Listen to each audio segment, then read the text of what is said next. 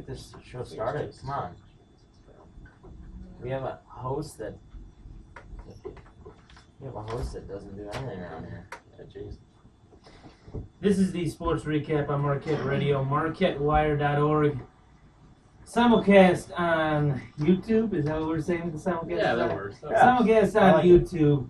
Nick Capitan, Chris Sikora, and Mike Curran on another Tuesday of action. Gentlemen, how are we? Doing well. Very well. Somebody can start laughing now after we say how we're doing. Good. So we got an action-packed sports recap as always because we're the only ones who get guests on the station. We will be talking about the news of Steve Taylor transferring to God knows who where. White Sox opening day starter discussion. We'll dive into a little baseball. Hopefully we'll enjoy that. Have you forgiven Ryan Braun yet? That's a topic of debate that we'll be talking in a couple minutes. Yeah, Ryan Braun, who is right. And why you don't cheer for players, but rather the team. There's a controversy going on in Chicago that the Bears signed former defensive end of the 49ers, Ray McDonald, who is accused of doing Todd Mayo-ish things. So we'll have to talk about that if we forgive him and why you shouldn't really cheer for players so much as you should cheer for your team. Two guests on the show today will be joined by Jim Ozarski, the sports editor for OnMilwaukee.com, and more importantly, friend of the show. And at 7:15, we'll be having Aaron Wilson, the Baltimore Ravens insider for the Baltimore Sun, and the NFL reporter for National Football Post, to talk about Mark Trestman as the offensive coordinator for the Baltimore Ravens and the Bears signing of former Raven Pernell McPhee. Gentlemen, I want to start with some Steve Taylor news. So over this past week, it came out that Steve Taylor was transferring, which surprised nobody in particular. They said that he might go somewhere anywhere from USC to a Chicago-based school, so think like USC, DePaul, Chicago State, so it can be close to home. If you're an advisor to Steve Taylor, and you know his mindset, you know his skill level, where would you advise him to go? So, Cora, I'll start with you. I would like to see him USC. I mean, that's the biggest time basketball Sure. he's going to get. I don't know, get the decision leaving. I think that was just like, because he has to sit out a year, right? Right. Yeah. So, I mean, I don't know. I think it makes sense for Steve for a couple of reasons. One, he's always been plagued by injuries. This year off gives him a year to kind of rest a little bit more than he would usually do. Mm-hmm. And also, he always hated coming here because we'll talk about this more, where he left Simeon and he was in Jabari's shadows, and he came to Marquette and he was supposed to be the guy in that recruiting class. And it kind of evolved from under Buzz. Buzz didn't like him so much. He admitted to having a rocky relationship with Buzz, and he got injured throughout the time there. He came to Wojo. Wojo got involved, and he said straight up, I was going to jump ship once Wojo came, but I'm going to give him a chance. And I think he gave him a chance, and he didn't like the minutes that he got this year either. Yep, that's true. And I think, like you said, he never got the playing time that, I don't know if he deserves or whatnot. He thinks he deserves. He thinks he deserves is more like it. And so, like you said about the whole Jabari thing, I think he was just in his shadow so much. And when you have that go-to guy in high school, that you can just be a role player and look good. Mm-hmm. I mean, you can when Jabari's averaged 18 points a game in high school. Sure. A guy that averages 14 with him, and he averaged maybe a double-double in high school. I don't know. I didn't really look, but I think one of those things is once you have that star player, everything goes You're in the right. shadows. Yeah, everything goes right for you because you look so good because no one's guarding you because they're double teaming the other. Exactly. Guy. And I think one of those things is with LeBron James or something like that you have that go-to guy, and yet Chris Bosh looked amazing. Right. His first year, 2 year, 2 years at the Heat, when they played together, just because he didn't have that pressure that he did in Toronto. Right, and that's the thing too, is we saw it at this school. A guy like Jamil Wilson. When Jamil Wilson was playing on that team with Crowder and DJO, He was completely different than the Jamil Wilson when he was by himself. Like when he was last year, you saw the potential that he had, and like when he played with Vander Blue, I rather should say, the year before, everyone was like, oh, wow, like Jamil Wilson, like you said, he's a role player. He's a guy, and when that Jake Crowder and DJO here, we were always talking about Jamil Wilson's potential. Once you plug him into the rotation regularly, what is he going to be like? And then you saw last year, what would be now 2 seasons ago, Jamil Wilson doesn't get the minutes, he gets the minutes that he thinks he deserves, but he's never fit to play that many minutes. And that's the same thing with Steve. As you saw, he had 2 good games this year, and that was the 20-point game against Ohio State and the 17-rebound game against St. John's. And other than that, he never lived up to what he thought he could be at Marquette. What would you classify Steve Taylor's like play style as? Maybe not play style, but like where he should fit in the where he should have fit in the market. I think that's the other thing too. Is he's undersized to be a 5 width-wise, but then you can't really put him out in the perimeter because he's not as good of a shooter as we think he's going to be. He thinks that he's a great shooter, and if he could develop his game a little bit more, I think he's going to leave here more known as a poor man's version of Jamil Wilson. I think in an offense that, like Wojo's, if he stayed for another year, he would have been playing primarily the 4. And I think you would see him, and he would probably be the super sub. He'd be the first guy off the bench for Henry Ellenson and Luke Fisher next year. And I think that's what people said to me after that whole news is, I don't understand why he's transferring. Well, the reason why he's transferring is he wants to be the guy on a team. He's never been the guy. And he knows that next year, sure, his minutes are going to go up. He's still going to get significant playing time, but he's not going to be the guy. Yep, and I think going somewhere else, I mean, I don't know what the rule is, but I've heard that he can't go to DePaul because it's in conference. Right. And so, I mean, what is it? UIC? Exactly. You know, like, he'll play in the Horizon League. You know, he'll be the guy there, but you never know. And that's the thing is, we don't understand it. Like, it's something where we look at it and you go to Marquette, and sure, next year we'll probably sneak into the NCAA tournament. We're not going to be like a Kentucky or Duke or something like that. But you're going to be on a winning team, and you decide to transfer and go to a school like UIC possibly. And UIC, sure, you're going to be the guy, but you're going to be on a team that's in the bottom of the Horizon League. And that's the thing that I don't understand either, is these players that think that they're going to play at the next level, and just because they get significant minutes somewhere else, well, based on the competition that you're playing, you're not going to be looked on more favorably in the Horizon League at UIC. And then if you go to USC makes sense in the sense that he's going to be playing against Pac-12 teams, and USC was awful this year. But it's the fact of, okay, you're sitting out a year, you're going to get older, sure you might get more rest, but you're still going to be older. Steve's a guy that has a timestamp on his playing career because of his bad knees. And then, with him transferring, he's pretty much given up on the whole NBA dream, I think. Oh, definitely. I mean, his best is maybe overseas somewhere.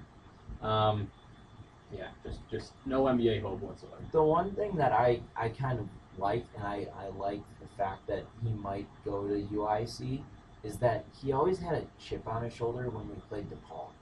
Sure. I mean, he got enough minutes to show us that, okay, he could have a lot of potential. And then that doesn't happen because he doesn't have that chip on his shoulder when we play a different team. Right. And so, being from Chicago, he kind of just felt like I need to put a little more effort against those teams. I just don't understand why now. Like, if you were going to transfer, why didn't you transfer where you didn't have to sit out a year last year and you were going to give Wojo a shot? It's not like something where you go and play for Wojo, even if it was when Burton and Dawson left. It's not like you're going to play, it's something that's going to change the rest of the year. You play with Wojo for the first half of the season. You know what you're going to get the rest of the way. So I get it. I think he thought that he was going to play more minutes once Fisher got it. Once Fisher was eligible, he was still going to play as many minutes as he did when Fisher was not playing. And that's one of those things where I think it's a bigger loss. If we were to categorize the size, the impact of the transfer between Burden, Steve, and John, I think long-term, Burden's going to be the one that hurts us the most. But I think for short-term next year, it's going to be Steve. And just the fact that our depth down low has taken a big hit. And that's something where this year, we were in the 300s in Division I basketball in rebounding. I mean, we were up there in the worst in Division I. We lost games because of it. Right, and it's like you got even worse. Like, sure, you're getting a mammoth recruit in Henry Ellenson. But the fact that you saw with Fisher this year, Fisher had to adjust to that Big East, the physicality of the Big East, and slowed him up. and that's what Henry's going to do, and that's what guys like Matt Helta is going to do too. And you got these recruits that are coming in, sure, but you're relying on 3 guys that sure they might be great recruits, but they don't have that experience. You don't know what you're getting from them. Steve, you at least knew what you were getting from him. You knew that he was good for 5 points, 5 rebounds per game, which is what his average was when he left Marquette now this past season. And you look over his overall career at Marquette, he finished with a 3.9 points per game and 3.3 rebounds per game. It's something that we look back 15, 20 years from now, we're not going to remember Steve Taylor. He played a small role on a team that went to the Elite Eight, and then he played a big role, but it was on 2 teams that weren't very good, 2 of the worst teams in Marquette history. Yeah, and I think one of those things is we were talking about what position is he. I think the amount of time Juan Anderson got kind of killed him. Absolutely. Because he was that 4 guy. You know, when they always moved Luke Fisher and then they put Steve Taylor in. Sure. He was a 5. Right. Because he was that guy that we just threw in when Luke needed a break or was in foul trouble. And I think if we played them together, it would have been a different story. I mean, I wouldn't say that we would have won, you know, all of our games if we had it like that, but I think it would be a different story. We would have won those close games because those 2 guys were down low and they could rebound and they can kind of build a chemistry. And I think it's something too where Steve looked at it and said, okay, well, 2 different coaches took 2 different players in Jamil and Juan and moved them over out of position to the 4. So they don't believe in me enough to give me a shot. They're taking guys out of position and playing it. Because, like we talked about last week, Juan was never a 4. Juan came into Marquette as a 2 or a 3. Yeah. And they actually moved him out of position to a 4. So I think that was insulting to Steve, too. And that could play a huge factor on why he left as well. Yeah. We're going to take the first quick break of the evening, the first one of the evening. On the other end, we will be talking about Ryan Braun and if the Brewers fan in attendance and the 2 White Sox fans have forgiven him. I think we're going to have different answers on that. This is the Sports Recap on Marquette Radio, MarquetteWire.org, simulcast on YouTube.com.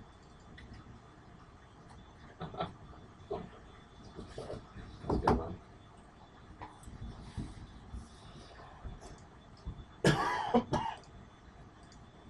Should I know who Matt Helps is? He's a new recruit, I guess.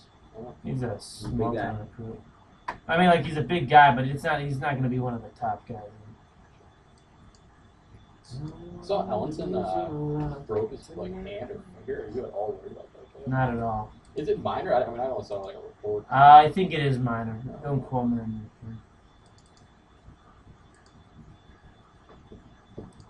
that. Probably a good song. Yeah. This is a staple of this one. Hey, did you see the Summerfest lineup? I heard it was good. People are raving about it. Yeah. You heard my opinion about Kendrick Lamar. Oh, yeah, but he's not the only one there. Who are the other ones? Well, there's Lupe. Really? Yeah, he's That intrigues me. yeah. There's Keith Urban, Ooh, nice. Kip Moore for the country. You know. Oh, I love Kip Moore. Yeah, Kip Moore's my boy. something about a truck, baby. But and then there's Smash Mouth. Oh, no way. Yeah. With the reunion? Yeah, Smash Oh, Mouth? huge. The All-Star guys? Yeah. You see the All-Star song? Let's see here. Who else is headliner? Florida Georgia Line. They're a headliner. I'm not a big Florida Georgia Line guy. Yeah. All sounds the Is same. Ariana Grande gonna be there? No. Dang. What if Ariana Grande did a concert Sheryl and Crow would brought be there. Sofia Vergara out on stage during the concert? Woo! Dang. Easy. So did you hear what Swaggy P tweeted yesterday? Did you follow Swaggy P on I Twitter? did not. No. So somebody goes, he was answering all these fans' questions, and they go, someone asked him, Swaggy P, how do I get swag? And he goes, God's got to talk to you about it. I was dying when I saw it. God's got to talk to you You ever about see it. that video of him like walking with Iggy, No. and like she gets into his car, and he's like, It Yeah, should oh, yeah, be I've seen illegal that. Yeah, what yeah. I'm gonna do tonight or something like that. I was like, what? Who Oh, says man. that?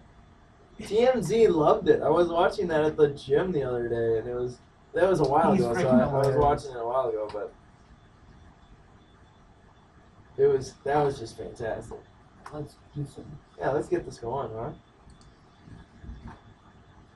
This is the Sports Recap on Marquette Radio, MarquetteWire.org. Nick Capitan, Chris Sikora, and my current simulcast on YouTube.com. I gotta get used to that. Yeah, I like it. I don't think I can say that though during an interview, Sikora, because I think you're just gonna start cracking up again. Yeah, that just don't do Joining that. us on YouTube.com on the simulcast. Oh. So we're going to dive into some baseball, the greatest sport in America, and talk about Ryan Braun, the former local hero here in Milwaukee. And it all changed a couple years ago with the whole PED testing, how he threw the liver of his urine. Is that what it was? Urine? Yeah. He threw him under the bus and said that it was his fault why he was found positive for using steroids.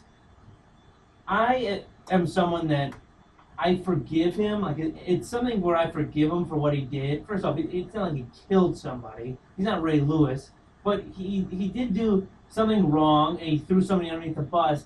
And it's like, okay, sure, I forgive him if that means anything, but I still don't trust the guy. I don't think highly of the guy now. It's like with Melky Cabrera. Melky Cabrera is now on the White Sox, and I still think that he's quote unquote a bad guy for what he did with steroids. It's something that sure you forgive him for his actions, but you still look down on him for what he did. And especially with Ryan Braun and why people still don't like him is because of the fact that he got other people involved. He threw that other guy underneath the bus. He blamed other people. And that's why people have a negative opinion about him still when guys like Jason Giambi and Andy Pettit, who used steroids too, got out in front of it and said, sure, I did it. I used steroids. And that's why people forgive him. Yeah, and the one I think as a Brewer fan, I think one good thing that happened was Alex Rodriguez. Oh, absolutely. And I think the big news about him, and it helps that he's in New York, and that they have all the media and everything, and the Brewers are just a small town, small market team. But as a Brewer fan, it's tough to forgive him, but then it's just like, okay, you got to just move on. Right. And he's going to be looked down upon, and a lot of those stats, he might not be in the Hall of Fame just because of that. Right. And it's not like he needed to. I mean, from what I've heard and read, is that he started late in the year. He did it for the playoffs because of an injury, or so. That's Right. what I've heard. And so he was already batting, 330 before.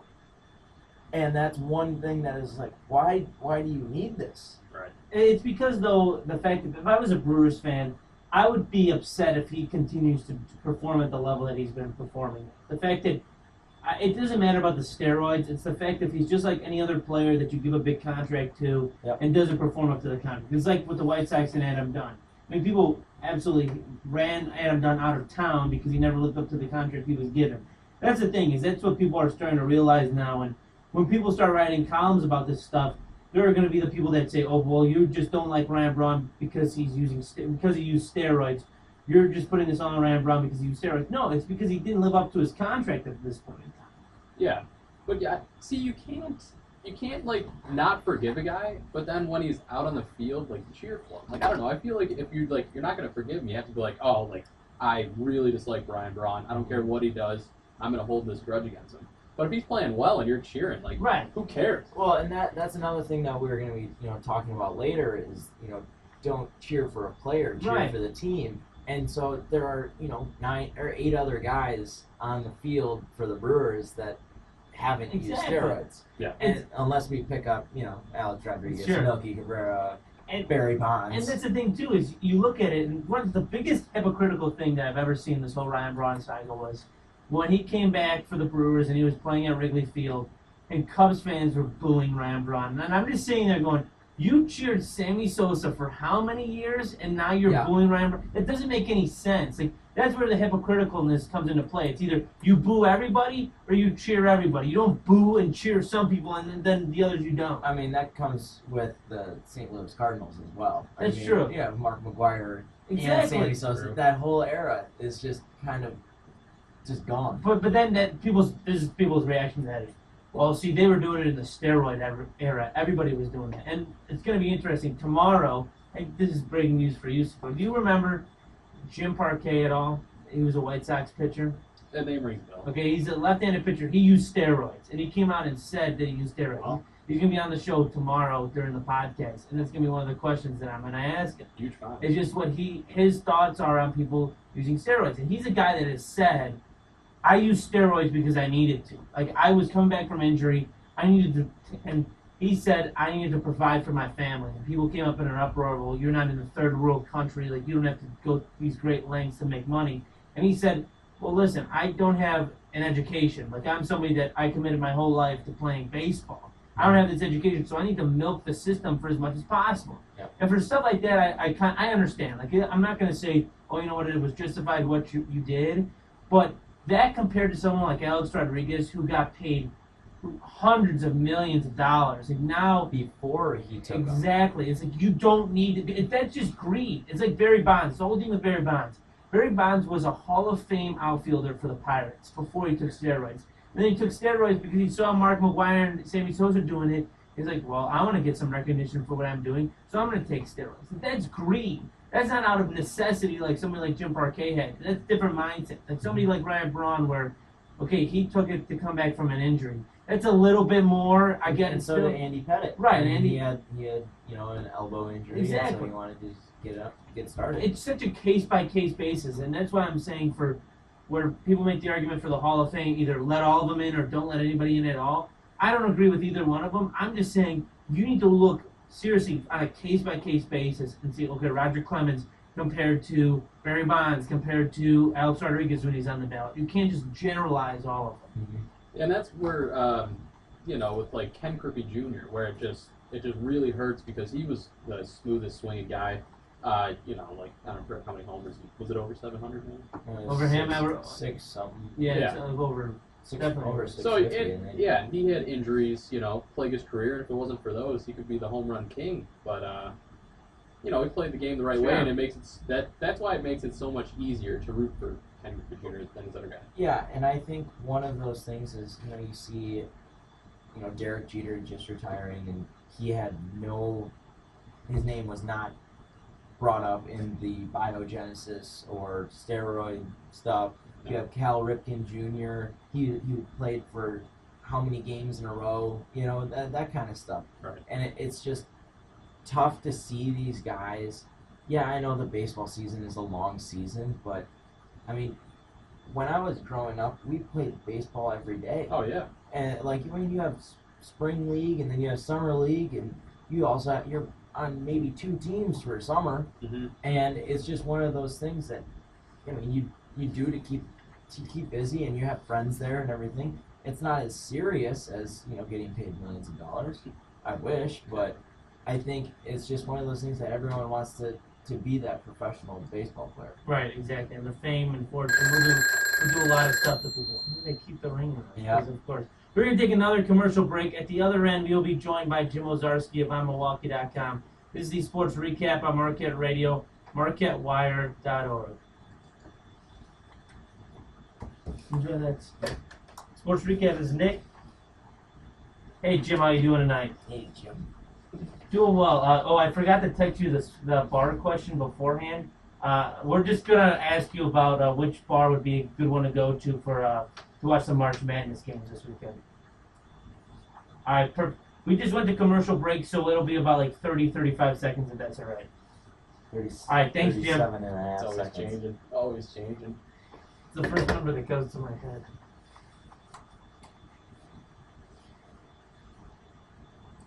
This is new. This is new music. Yeah, I just pushed the first song I saw. I like it. Tell me that baseball with the steroids was not entertaining. Which Dingers my after God. dingers. Yeah. Hi. It was fantastic. That is the whole thing. Well, I think it should be illegal not to use steroids. Everyone's like choosing me. Yeah. Hit up like Push the fences back. Make it bigger Let for 'em all everyone. ads. this home run derby clinics of every game. You see the rates just inflate like 7. No, you have just a pitching machine. You have the just lob them up. Softball Of a it. tee, you just have the tee Yeah. out there. it would prevent pitchers getting hit in the head. What? Just saying, True. because they're not out there. Well, see the pitchers could throw faster too. Yeah. Just win. Mm-hmm. Everybody. This is the sports recap on Marquette Radio, MarquetteWire.org. Nick Capitan, Chris Sikora, and Mike Kern. We are now joined by the sports editor for OnMilwaukee.com and friend of the show, Jim Ozarski. Jim, how are you tonight? Thanks for joining us. Appreciate you having on as always. So, Jim, Marquette just ended a season in which they finished 13-19 while losing a number of players along the way due to transferring. How would you describe the Golden Eagles season in a nutshell?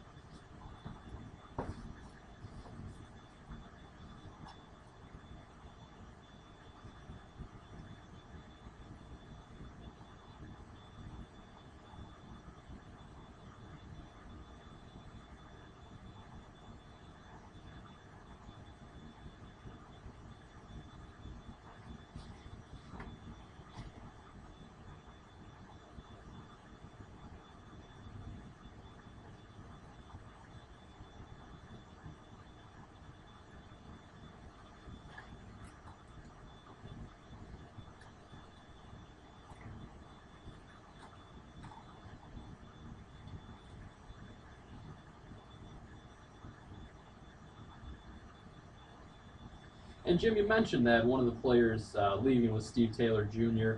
And throughout, his first 3 years, there was uncertainty surrounding, his future from the start. Are you surprised at all of him transferring this late in his college career, and where do you see him possibly going?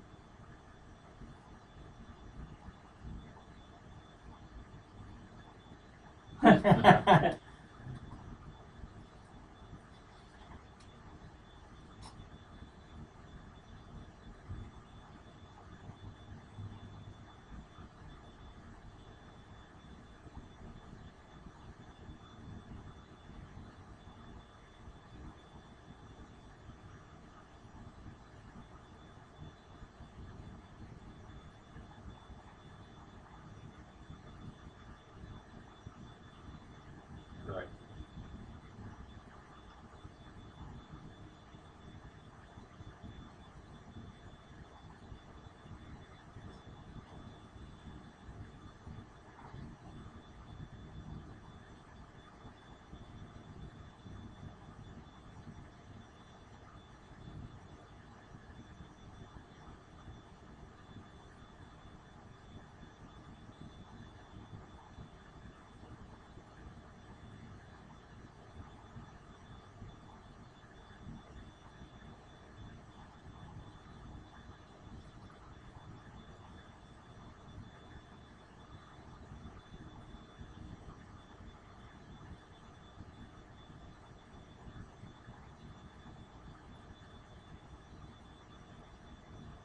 And that's the thing, Jim, and you mentioned a couple players that are going to be coming in for Marquette next year. the Ellenson brothers, and everyone knows about Henry and what he brings to the table.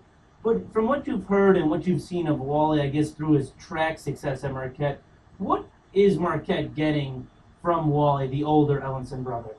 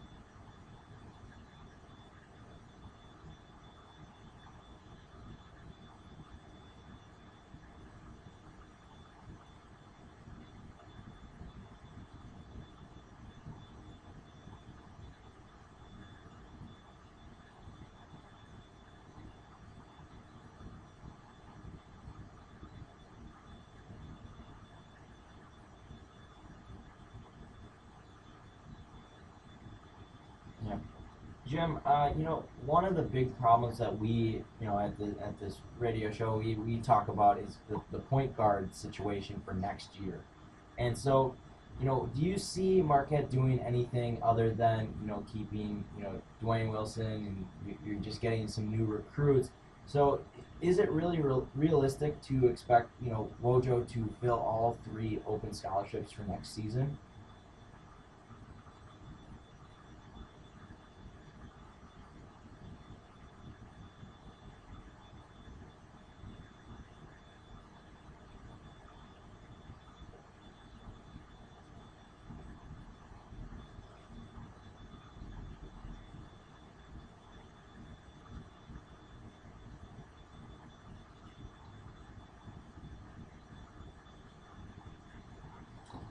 Yeah.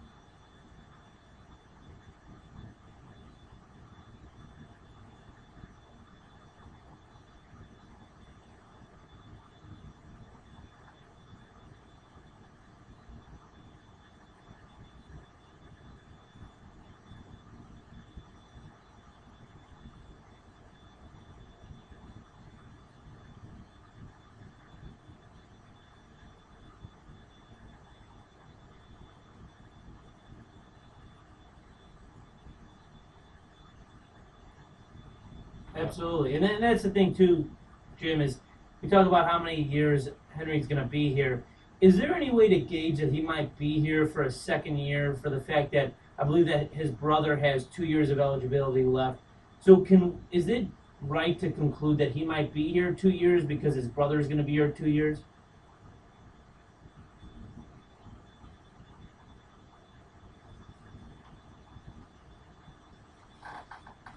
A dream thing for us.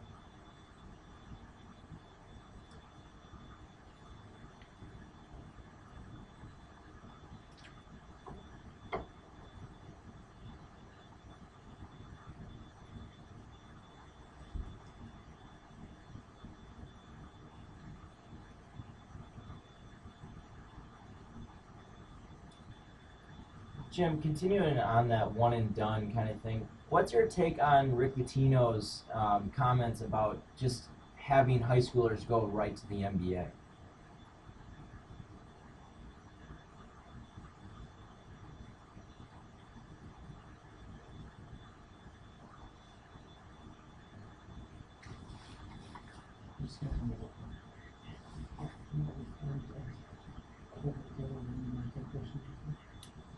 No.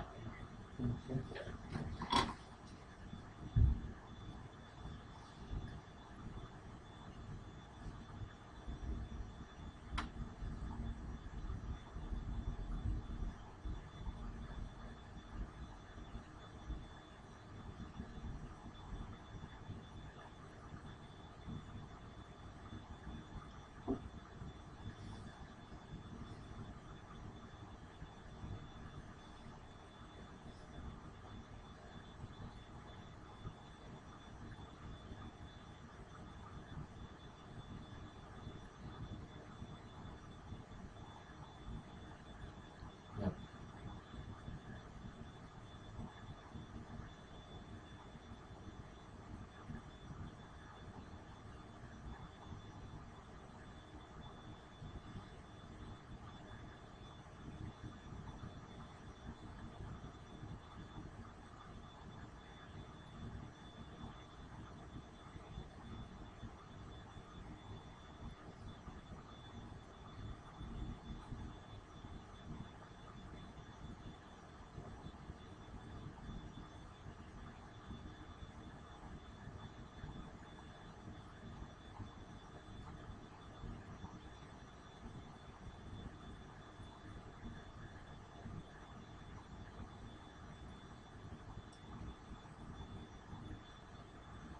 We are visiting with Jim Owczarski, the sports editor for iMilwaukee.com. You can follow him on Twitter at Jim OWCZARSKI.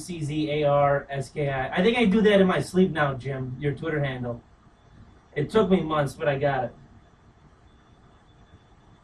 That's true. That's true. So last question for you, Jim, before we let you go is the NCAA tournament continues this weekend starting on Thursday. What are some good sports bars in the city of Milwaukee that folks like us can go try out and try some food and watch some games?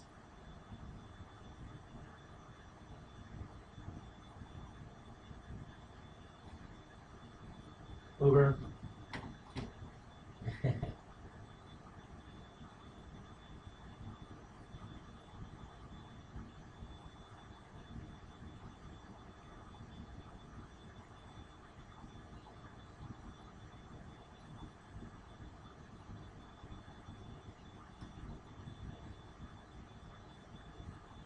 Oh. Oh.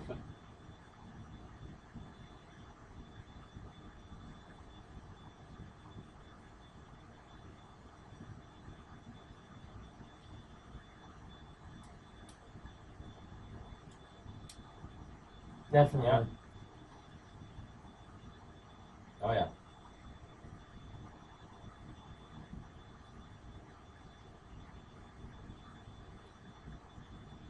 And those pretzels, Jim. Those pretzels are fantastic. We appreciate your time, Jim, as always, and hopefully we can talk with you again soon. Yeah, Thanks, Jim. He is Jim Ozarski, the sports editor over at onmilwaukee.com.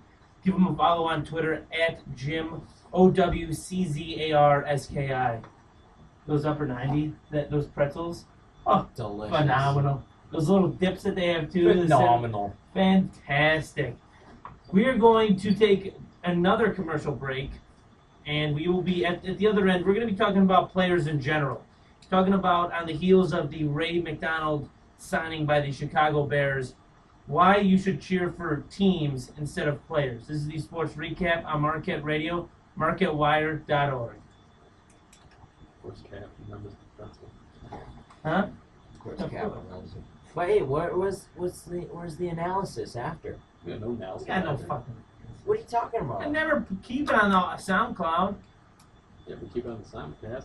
Yeah. It's true, we do. Because, those 13 views are just huge. I love that we already got 13 though.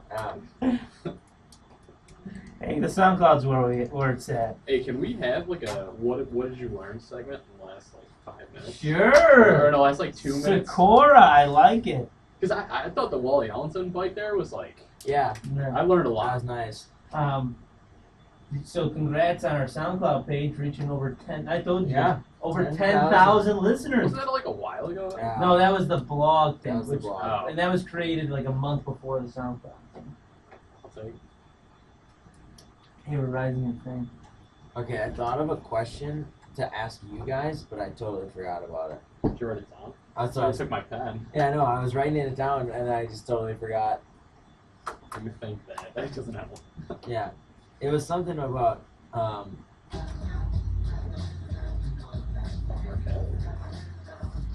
Yeah, it was something about the one and done. Oh, sorry. Yeah, I know what it was. It was. Do you think that like Marquette's academic expectations decrease their basketball abilities? There's even Duke's a great academic university. But their players might not be. It's just one of those things. Okay, they obviously have a system. North Carolina, they obviously have a system that says, okay, here I'm going to give you these, these classes. Yeah, we have some sociology, and comm stuff, but I think it's still kind of we expect them to be in class, and I think a lot of them, instead of going to the gym. That's one thing I was thinking about, Nick. What's your take on that? And if our academic standards hold us back, Yeah. I think they do in a sense that you look at a guy like Todd Mayo, and one of the reasons why Todd Mayo got suspended so many times is because of academics. Yeah, I think it's not the fact that we're like a Duke, because we're not, but it's the fact that we hold our players accountable for the class. Yeah. And, yeah, it is a good No, thing. it is a great. But it just you got, and to be honest, you're gonna attract guys more like Henry Ellison and Neef Cheatham, who are guys that don't go to the hood high schools at time out. Like this guy that just came, Tracy Carter, out of Philadelphia or in New Jersey where he goes to school. He goes to an academy. He doesn't go to the hood. Well, Todd went to an academy. But Todd's academy was I didn't. yeah, I know that was It's a title. It's what are you just gonna put academy? It's PS 147 Yeah. academy.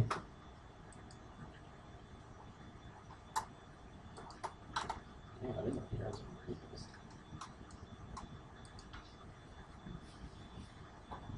Yeah, you know. Oh. I just saw it today. Didn't really read into it. This is the Sports Recap on Marquette Radio, marquettewire.org. Chip. Nick Captain, Chris Sikora, Mike Curran, simulcast on YouTube.com. Your boy. Boy, we're going to now dive into the topic of why you should cheer for teams and not necessarily players. So I'm somebody that believes that everybody, when they grow up, has what I call the moment. The moment you realize that athletes aren't the godlike figures that we think they are. Mine was, I remember the exact date, October 31st, 2011, Halloween our freshman year at Marquette, is when I heard stories about our beloved basketball team, and I realized I went from fangirl Nick to Juan Anderson's #1 enemy. Like that in that moment is when I realized it. And in all seriousness, in Colin Cowherd's book, The Herd, he mentions how his story was the Harlem Globetrotters, and how he was a kid. He thought the Harlem Globetrotters were some mythical creatures that when he saw play were the greatest thing in the world. And then he pulled up to one of the games with his dad, and he saw the players drinking and smoking and doing stuff outside the game before he walked in when he was a little kid. That was kind of his moment. Yeah. And that kind of was like everything where athletes are not different from the general population in the sense that they do crimes, the general population does crimes. But the difference is we look at athletes and we hold them to a higher standard. We think that all these guys should get praised and should become our heroes. And then you look at guys like Ray McDonald, Greg Hardy, Ray Rice, all these guys, Adrian Peterson, and you're like, how can this guy act like this? He should be held to a higher standard, which he should, but that just shows you. That's why you cheer for the team. You cheer for the Brewers, the White Sox, the Bears, the 49ers. You don't cheer for a particular player. I forgot about the Tigers. On purpose. How do you forget about that? That's why I'm such a big fan of the fact that people are starting to realize now that these players aren't supposed to be as good as people make them out to be. And there are some genuinely good players out there. But just the fact that you cheer and you praise a person, a human being, because they're good at a sport, or if it's a celebrity because they make good movies, that's wrong. It doesn't give them a hall pass from having so many accusations against them. Like you look at Ray Lewis, and it's just a different time. I mean, granted, it was a little bit over a decade ago, but back then people saw Ray Lewis and what happened to him, and it was, oh, you know what, Ray Lewis has great potential. We're going to let this slide. We're not going to hold this against him. And now you look after the fact, all these years later, and you go, wow, Ray Lewis got off easy back then. Wow. People could have just hounded him like we're hounding these athletes now, but it's just a whole different world, and people are just becoming more educated on the fact that these players aren't choir boys when they come off the field. Well, and I think one of those things, just to point out, is, you have Adrian Peterson having that whole thing with his kid and everything like that. He grew up down south, and that's what they still do. Right. And I mean, I think that's just, you can't really, judge a man by that. I think the whole Ray Rice thing is just absolutely ridiculous, and I think he should get more than, reinstated after a whole year. That's it. Yeah. I think he should be banned from the league. And that's not even, you have video evidence of what he did. For the other guys, you don't really have that video evidence, but yet you still hear it, and you still have the courts go through everything. But it's just one of those things like, wow, he really socked her. Right. Yeah. Like, I mean, it wasn't even like it was bad. Right. But you have Adrian Peterson his mom probably did what he did to his kids. So I would say, yeah, we all probably got a foot, somewhere that we didn't want. Exactly. And spanked and everything. But it was just one of those things that, when we're growing up, that's what we're going to do because our parents did that. Exactly. I think it's just the fact with the athletes, if you want to take Adrian Peterson out of it, it's just we're so ignorant, and I think that's just the best word to describe it. It's our ignorance. And people think, and now it's different for us because of the situation that we're in. We're all college students that are in the know about athletes, like especially with the show and with other things that we do. So when we hear something that an athlete does, we're not surprised by it, which is going to lead into our lives when we're adults. And when we hear that such and such athlete does something, we're not going to be surprised by it. Like none of us are surprised by the Ray Rice thing or by the Ray McDonald or by the Greg Hardy thing. But there are people and there are adults that I talk to that still think that these athletes are just the nicest people in the world. And the fact that an athlete gives you a signature, the athlete takes a picture with your kid, and that just makes them the best person in the world. And I'm not going to say the athlete, but when I was at spring training for the White Sox, and like this athlete came out of the game early. He was taken out of the game, and he goes up into the stands, and instead of just like staying in the dugout and watching the game or something, he comes up in the stands and just starts hitting on random women. A married guy with kids starts hitting on women, and it's just like he's in the stands, and people are looking at it like, "Are you you seriously are doing this now?" That doesn't surprise me anymore. Like when I was 18, I'll cheer for the White Sox now. Sure, I know. Like when I was 18, that would have surprised me. I would have been, oh my gosh, like I can't believe this guy who I idolize is doing this type of stuff. And I'm sure, of course, the next day I see him, he's taking pictures with kids, and you hear everyone saying, "Oh, God's gonna bless you, so and so. We're taking a picture with my daughter," and all this stuff. And you just see, well, they're not like you say, and it's not like we don't do that type of stuff. But it's just different for them because we hold them to a higher standard. I think one of those things is, the social media is changing. I know Chris is probably going to mention social media just because of, it is changing. I mean, when we were in high school, we still had Facebook and everything, but not to the extent as it is right now. Right. It's like you can send a tweet out to, your favorite player on whatever team, and it's like, oh my gosh, like so-and-so favored my tweet. Like, oh. So it builds that, it's not really like a personal relationship, but you feel like, I know this guy, this guy knows me, and that's why I think it leads up to that idolization that, fans have. Yeah, Absolutely. and I think one of those things is you see, the great, people, athletes. I guess that's like off the field. Yeah, sure. Athletes. You have Russell Wilson visiting the Children's Hospital in Seattle every week. Just once a week, just talking to different children and having the problems. And I mean, looking online and everything, and yeah, not everything online is true. Right. That's right, viewers and listeners. It's No. not everything. Yeah, okay. But that's just one thing that he does to stand out. Right. And I know from it's Aaron.com. Aaron Rodgers goes, with David Gruber, he sets everything up, and it's the MAC Fund, and they visit, little kids or, even grown-ups and say, they're having a hard time. I'm going to help you out, just visit Right. and talk to you for a little bit. And I think those stand out a lot more than the batteries and everything. But we're still shocked that they actually do. Absolutely. It's just like as a young age, we learn to idolize these players, and just the fact of an athlete. Look at last week. I was guilty of it. Like I get text messages from people, like nice text messages from people, and I'm not gonna go over the moon. I'm not gonna act all crazy when I get one. But last week when Cody Fajardo texted me after Yep, I this saw thing, that. I went ridiculous. I thought I was like, it was Christmas Eve, and I was opening up my presents as a little kid. It's an unconscious, subconscious thing that we have in our heads of we're taught to praise these people and put them on another pedestal, and that's just I find it so funny now because you and we're not ignorant anymore in a sense that we're surprised by this type of stuff. Or somebody says, oh, you know what? Well, this athlete comes with baggage. A lot of athletes come with baggage, and you can always say like the Jameis Winston argument and how it's. Hey, you know what? Jameis Winston, he's just a college kid. What he's doing, he's just a college kid.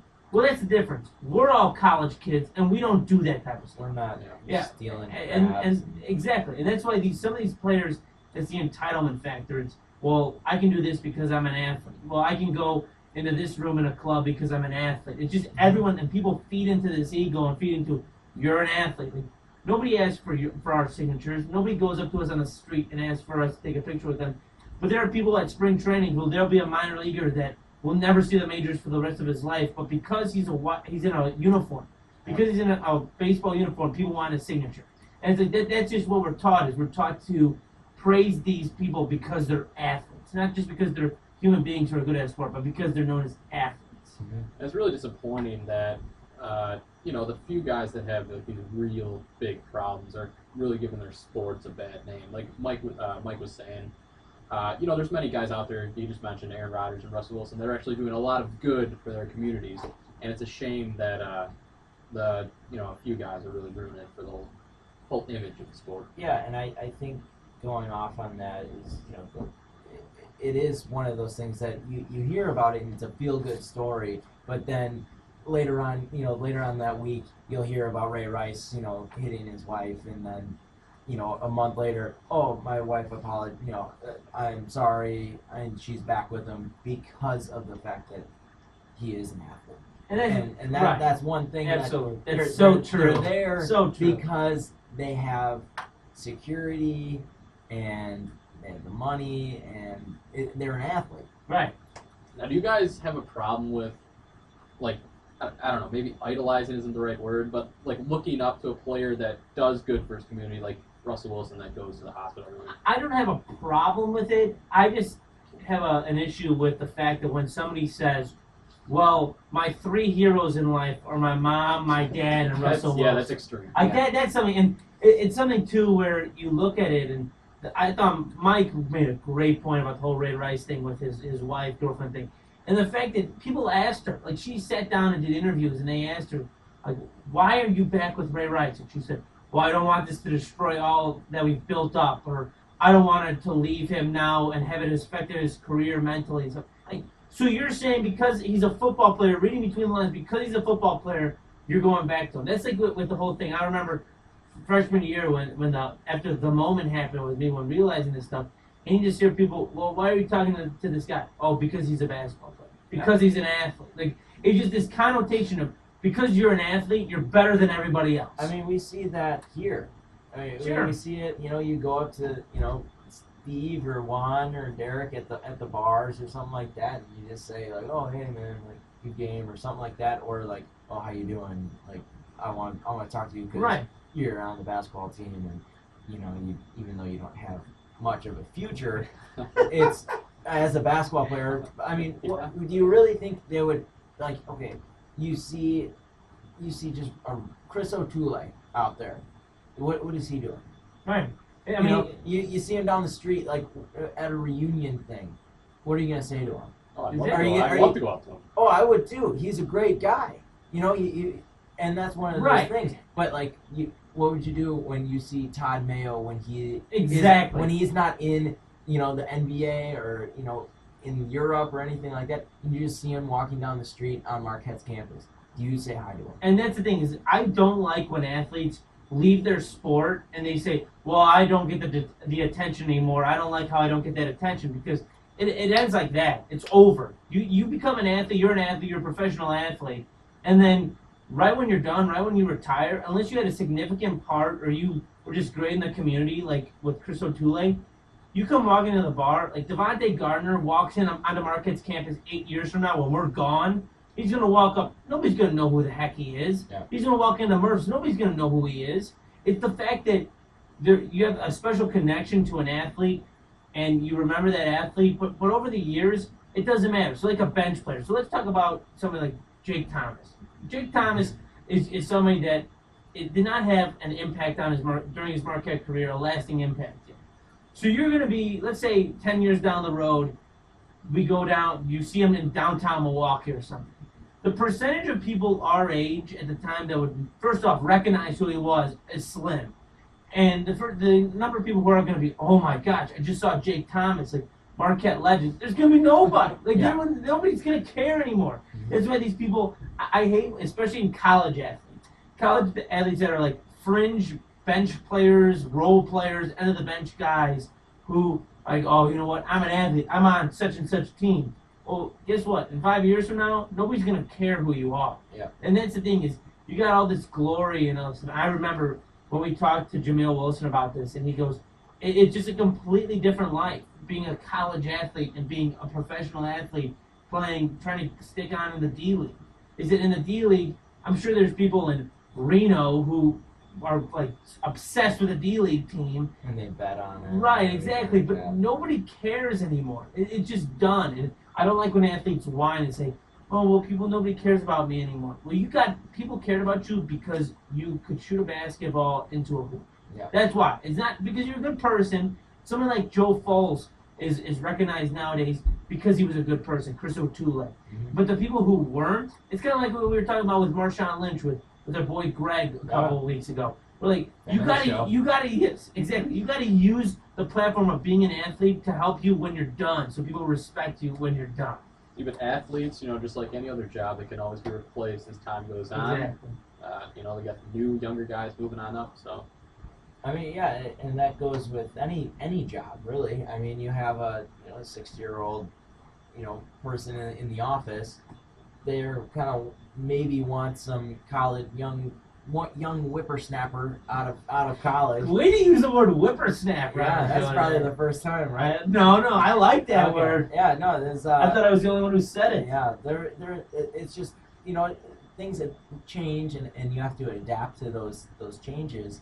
And so, like we talked about Marshawn Lynch, and what do they do after? And I think they use their names.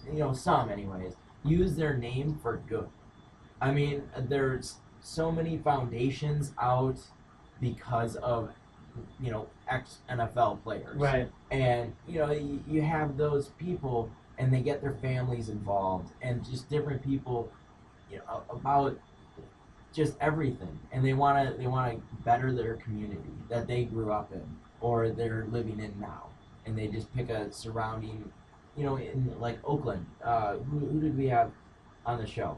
The guy that played for the Raiders, Yeah. Michael Haynes. Yeah, Michael Haynes. He has his Charity, sure. charity. Yeah. And check your stats, or Yeah, very yeah, good. check- Good memory, Yeah, yes. or know your Know your stats. stats. Know your stats. And it's just one of those things that you need to use your name for good, and not just say, oh, I'm Marshawn Lynch. I play. Right. I run the ball. And it's something that you go back to our early argument, and we said cheer for the team, not the player. It's unless you're like a Tampa Bay Rays fan or you were a Montreal Expos fan, your team is going to be there forever. These players are going to leave, and that's something when I try to get guests on the show, and we get these guys who played in the NBA or played in the NFL years ago, why they're so quick to be like, oh yeah, I'll come on, is because they hear, oh, you know what, I get a chance no matter what platform it's on, I get a chance to talk about myself and to talk to people and kind of get recognition still. Like, it doesn't matter what platform it's on. Exactly. Show. It's a nationwide simulcast Yeah. right there.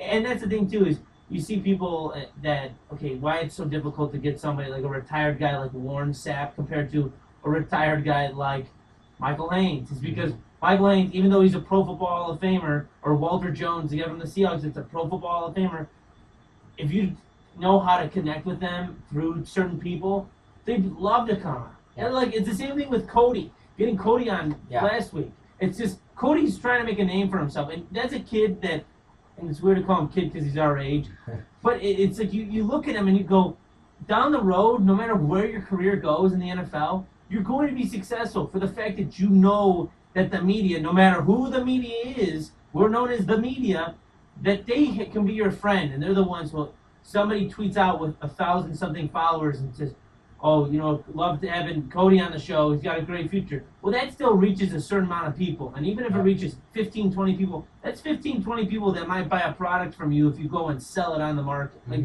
it's basic marketing. It's just getting your name out there, getting good brand recognition, having good brand awareness, brand equity, so that later on down the road, no matter what happens to you, maybe you have a freak accident, you're still going to be able to be successful because you can use your name for good. And that's one thing that we've talked about in previous shows is what's next. I mean, you have Chris Borland, who just retired because of brain injury.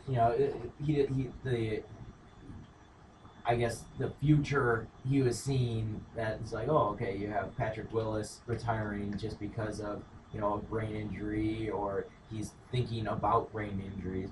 What happens next when you're so young? I mean, I'm saying young as in you're 40.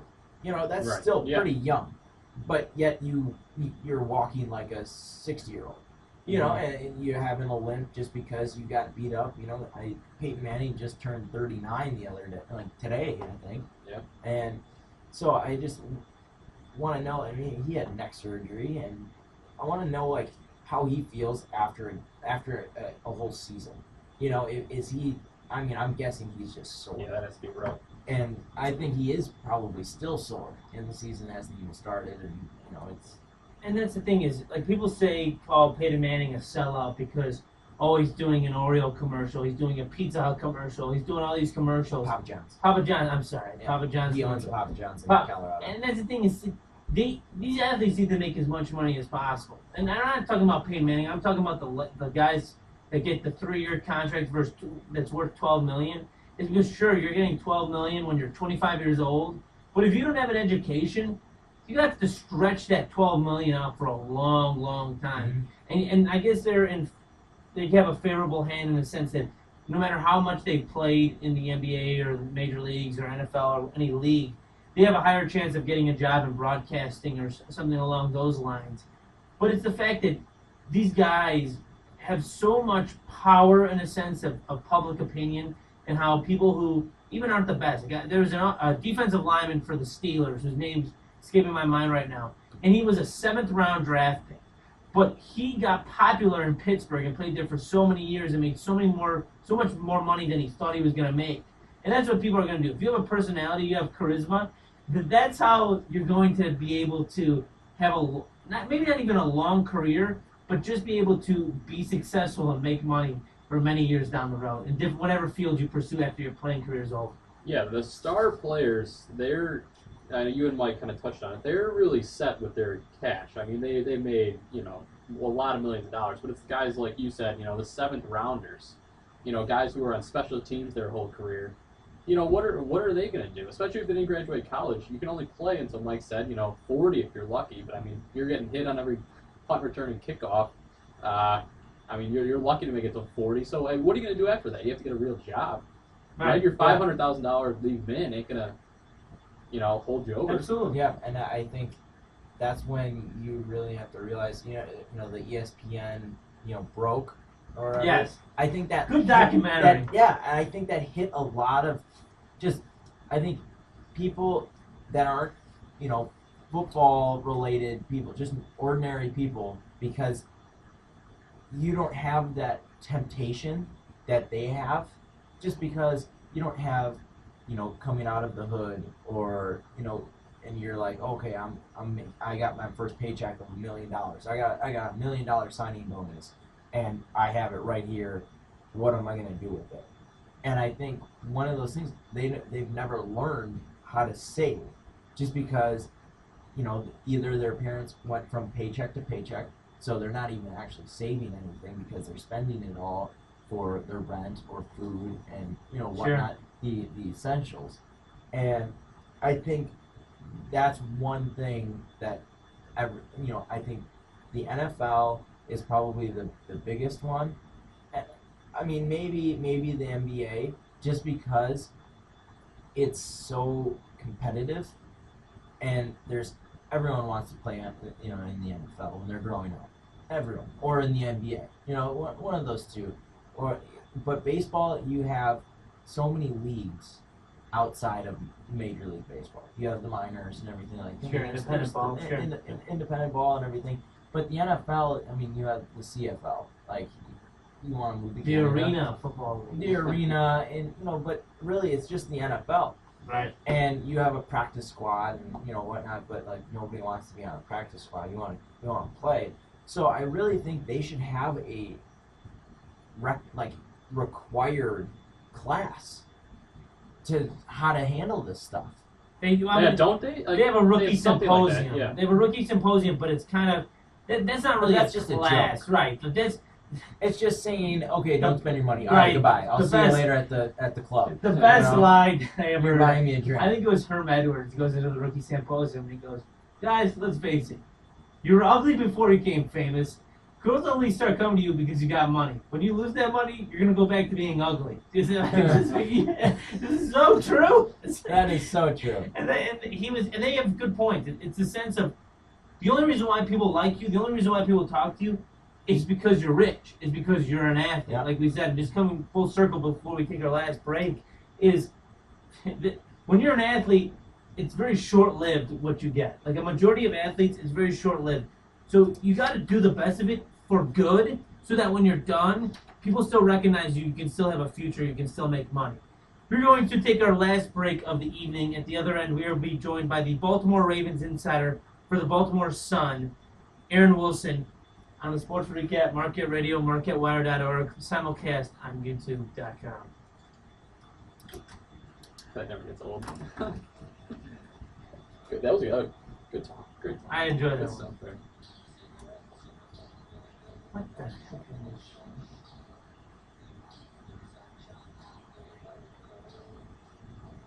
Well, you a big fan of Jimi Hendrix? Yeah.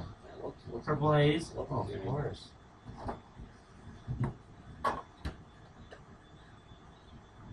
So we're still gonna do that. What are you doing? Oh, of course.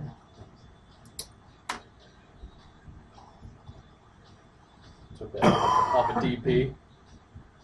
We'll call it something else, though. Yeah, true. What did you earn section? Clearly not a DP fan if he doesn't know what it's called. Come on, Mike. Stat of the day. He doesn't have something. Stat of the day. Stat Poll question. Stat of the day. Yeah, you can get a poll question out there. Yeah. So, who's your For favorite sure. host? That'd be Chris Agora. I think Kerman's pulling voters that way. Courage is a shit. Because they would see the simulcast and I'm jerking off the Wizards. Yeah, you should send that out. On the sports recap page. Aaron with a quick call. How many seconds should I do this time? 35? Give me like someone. Sports recap, this is Nick. Hey Aaron, how you doing tonight? Oh, we just went to commercial break. We'll be back on in about 45 seconds if that's alright with you. Oh, no, we'll just keep you on the line and then we'll just transfer you over. Thanks, Aaron. First time we had Aaron. He's like a big leg. I told Baylor.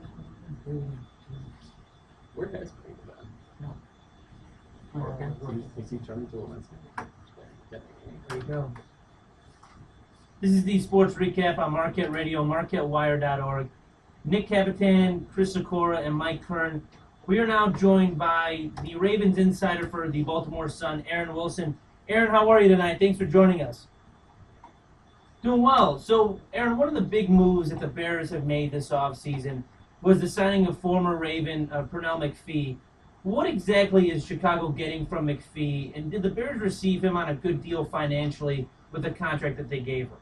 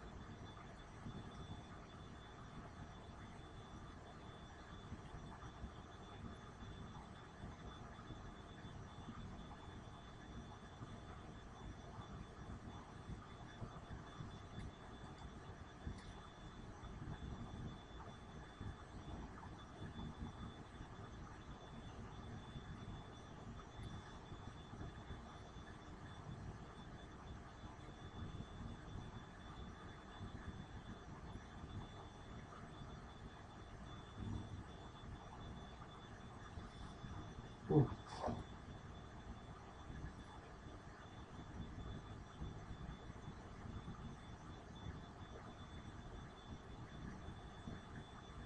And Aaron, you kind of just mentioned it that McPhee has some red flags, including his injury history, or that he has really only started 6 games in his career. Do you see any of these as glaring issues moving forward?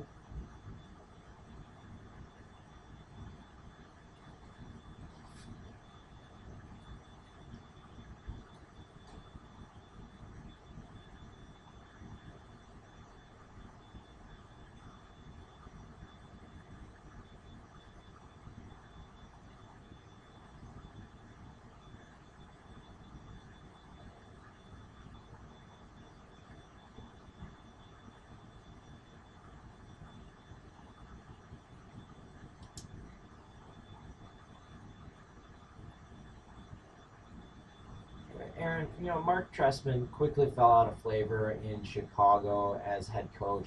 What do you think, the Ravens believe they are getting from him, and how much input will he have on the play calling, during games?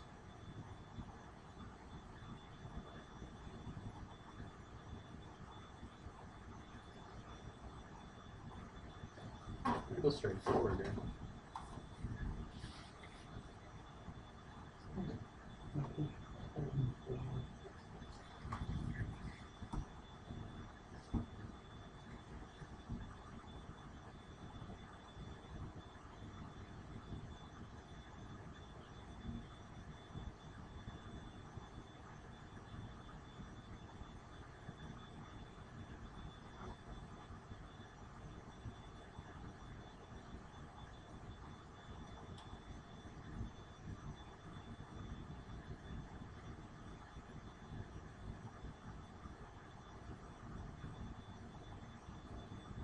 We're visiting with Aaron.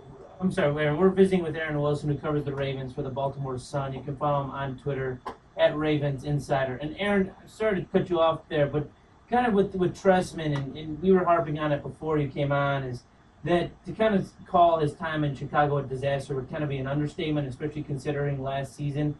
Is that something that the Ravens considered when giving him the offensive coordinator position, or did his previous track record as a coordinator speak for itself?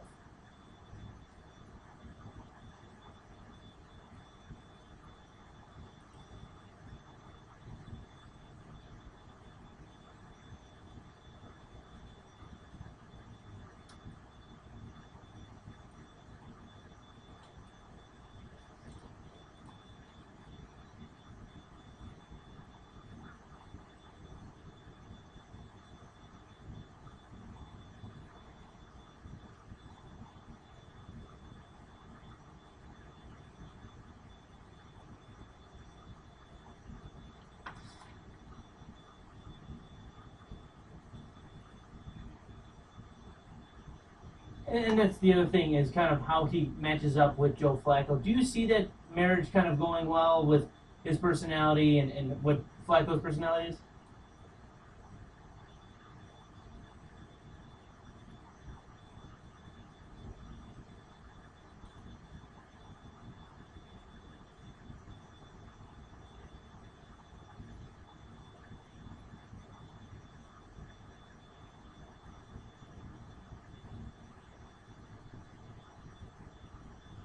Last question for you, Aaron. There has been, a number of rule changes that have been proposed at the owners' meetings in Phoenix. Do you think that any actually have a chance of being implemented?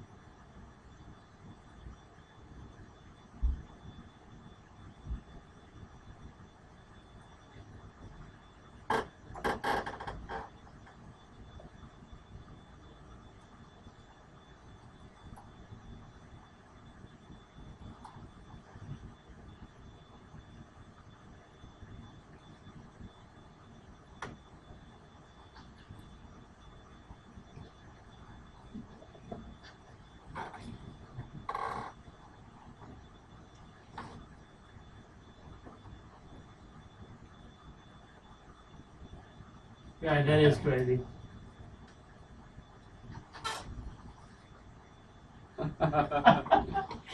He is Aaron Wilson, the Baltimore Ravens insider for the Baltimore Sun. You can follow him on Twitter at Ravens Insider. Aaron, thanks so much for your time tonight, and hopefully we can talk with you again soon.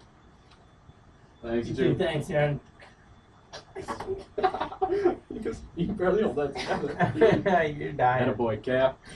You gotta be professional, gentlemen of the airways. You gotta be professional. But that didn't help that he said that he thought that the guy was high when he came up with it. Did you hear that Yeah. part? I did. I liked it. Aaron, well done. Fan of the show. We have to have him on again. Just We'll because just of talk that. while I die. But please. really, okay, so Chris, we were talking about this earlier. Before we have time, what did we learn today? What did we learn today? No. This doesn't start yet. We don't start that yet. What? We have 6 minutes. Yeah, so what? Well, you're just taking control of the show? Yeah. Is this the sports recurrent? Yeah. No, it's not. It could be. Oh, wow, dictator over there. Whoa! Yeah. All right, now it's time to get what we learned. We have to come up with a segment title for it. Yeah. What is it going to be called? Recapping the day. That's gonna be- Ooh, Recapping the day. hey. Thank you. Okay, so we got to play some music. What's some good music to play while we do this? Anybody got suggestions? Hell's Yeah? bells. Hell's bells. Just like everything else. Everything else? Do we go back and do Woody Allen again for the 17th time? No. No. Just pick a random song. Okay, I got it. Just The wheels on the bus go no, around. no, we got a good one right here. This is another sports recap staple right here. All right. Oh yeah. All right. Nice. It's time for recapping the show, the newest segment on the sports recap, where we tell you what we learned. We will start in alphabetical order, so that will be Chris Sikora starting out. Yeah. there it Sikora, is. what did you learn today? Jim Ozarski brought up Wally Allenson, and he thinks that he will surprise a lot of college basketball watchers. He was a Big Ten recruit for basketball, and we all know what Henry can bring to the table, but he thinks Wally is just as talented. Thank So- you, Chris. Mike Kern, what did you learn today? really just just take a deep breath. Really, mostly when you're asking questions. Yes, that's a good one.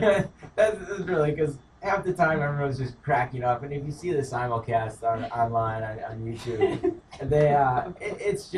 it gets ridiculous in here. So it's just we mute our mics every time someone comes on. It's literally a chain reaction of just one of us laughs. One of us laughs. But the good thing though with Aaron is that he thought that we were laughing because of his joke. Yeah. So I think that was good at the end that we were able to kind of say, oh yeah, we were laughing about your joke. No, but what I learned is that you just don't judge a player, judge the team and judge the people that are in charge of that team just because of the fact that they have to really realize that they're in charge of everyone that is around them, even in the off season. In the off season, you kind of have to just say, "Oh, hey, what's up?" You don't talk any like football or basketball, stuff because that's kind of getting off the right. Sure. It's frowned upon or whatever. But I think it's more of a thing that you just have to, just relax and just have a good time. So Sakura and I, since we're both fans of the show that we're kind of borrowing this segment from, instead of saying what did I learn, I'm gonna say recap what I learned on the show. So, Sakura, recap what I learned on the show today. You learned that Aaron Wilson is a big fan of the show. He will be back. And then also that... Did he say that? Yeah, he wants to be back. Yeah, we inferred that he had such a good time that he will be back. And also, Jim Ozarski mentioned, I forgot the 2 bars, upper 90, and then... the other Walker Point. One on a Walker Point that you need an Uber to take is a great environment to watch Wings and NCAA tournament games this weekend. Gentlemen, thank you as always for your time. This Tuesday edition of the Sports Recap is now over. I want to thank Mike Kearns, Chris Sikora, Jim Ozarski, and Aaron Wilson. We will be joined by Austin Collie, the former wide receiver for the Indianapolis Colts, next Tuesday on the Recap podcast tomorrow, Wednesday, from 12 to 1:30. We'll be joined so far by Jim Parquet, the former White Sox pitcher, and another guest, a surprise guest of the evening. Ooh. And it's only a surprise because I don't remember who it is. This has been the Sports Recap on Marquette Radio, marquettewide.org. My name is Nick Capitan. DPS is always watching. Stay away from Humphrey Hall. Go Admirals. I like this. Recapping the show. Yeah, I thought that Sakura on the fly, baby. I couldn't pronounce NCAA. NCC. I was gonna go NAA. National Advancement of Colored People. Hey, we gotta do NAACP. We gotta do a Tony reality that's the end of every show. Yeah, alright, it's button. Yeah, we get to look. That's not a touch. Are you no. kidding me?